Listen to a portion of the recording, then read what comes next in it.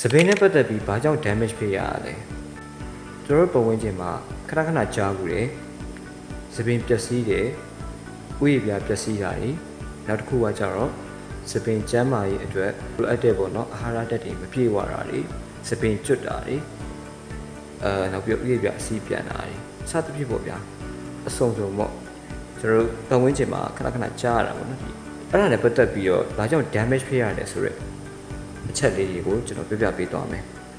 ပထမအချက်အနေနဲ့ပတ်ဝန်းကျင်မှာရှိတဲ့လေထုညစ်ညမ်းမှုတွေနဲ့နောက်တစ်ခုကကြတော့နေလောင်တံပေါ့နော် UV ရှီးတွေကြောင့်ကျွန်တော်ရဲ့စပင်စံသားပျက်စီးရတယ်ဒါကကြတော့ပတ်ဝန်းကျင်ရဲ့ရိုက်ခတ်မှုကြောင့်ပါနောက်ထပ်တစ်ခုကကြတော့ chemical source တွေတုံးတာ chemical source တွေတုံးတဲ့အပေါ်မှာဒီ source ရဲ့ effect ကကျွန်တော်ရဲ့စပင်စံသားအပြင်မှာဥယျာဉ်ပြားကိုပါပျက်စီးသွားတဲ့အတွက်ကျွန်တော်ရဲ့စပင်ညှက်လိုက်တဲ့အတစ်တွေပြန်ပေါက်လာတဲ့အချိန်မှာအဲ့ဒီစပင်တွေကတန်ဆွမ်းမှုတွေအားနည်းသွားတဲ့အပြင်ကျွန်တော်ရှိနေတဲ့စပင်တွေကလည်းအဲ့လိုမျိုးစပင်ဖြူသွားတာတွေအရွယ်မတိုင်ခင်စပင်ဖြူသွားတာတွေနောက်ပြီးတော့စပင်ဆက်သားပျက်စီးသွားတာတွေကျန်းသွားတာတွေဖြစ်တတ်တယ်ပေါ့နော်အဲ့ဒီအချက်တွေဖြစ်မယ်နောက်တစ်ချက်နောက်တစ်ချက်ဆိုလို့ရှိရင်အဖျားနှစ်ခွဖြစ်တာအဖျားနှစ်ခွဖြစ်တာဘာကြောင့်လဲသူတို့စပင်စံသားကိုတွားပြီးတော့ဆက်ဆွဲတာတွေအဲ့လိုမျိုးနောက်တစ်ခုကကျတော့ဖြောင်းတာတွေကောက်တာတွေကျတော့ခဏခဏလုံးမိရဆိုလို့ရှိရင်ပေါ့နော် damage ဖြစ်ပြီးတော့စပင်စံသားပျက်စီးတတ်တယ်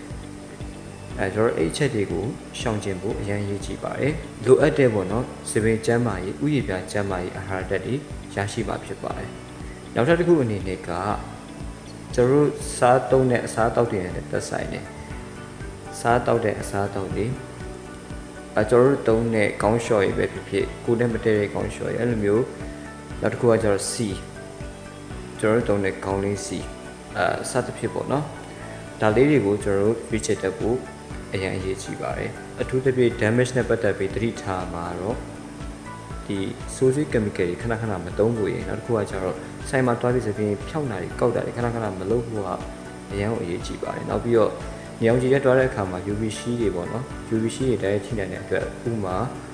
အုတ်ထုတ်ဆောင်းတာပဲဖြစ်ဖြစ်ထိဆောင်းတာပဲဖြစ်ဖြစ်ပေါ့နော်အဲ့လိုမျိုးတစ်ခုခုကျွန်တော်တို့အတွက်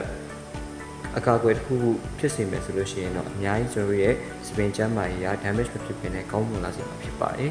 ဒါလေးကိုကျွန်တော်ကဒီနေ့မှာ knowledge sharing လုပ်ပေးခြင်းဖြစ်ပါတယ်ဗျာနောက်ထပ်ဗီဒီယိုမှာလည်းကျွန်တော်အနေနဲ့စပင်ကို damage ဖြစ်စေတဲ့အချက်တွေကဘယ်ချက်တွေထပ်ပြီးတော့ရှိနိုင်လဲဆိုတာကိုဆက်လက်တင်ဆက်ပေးတော့မှာမို့လို့ကျွန်တော်ရဲ့အစီအစဉ်လေးကိုလည်း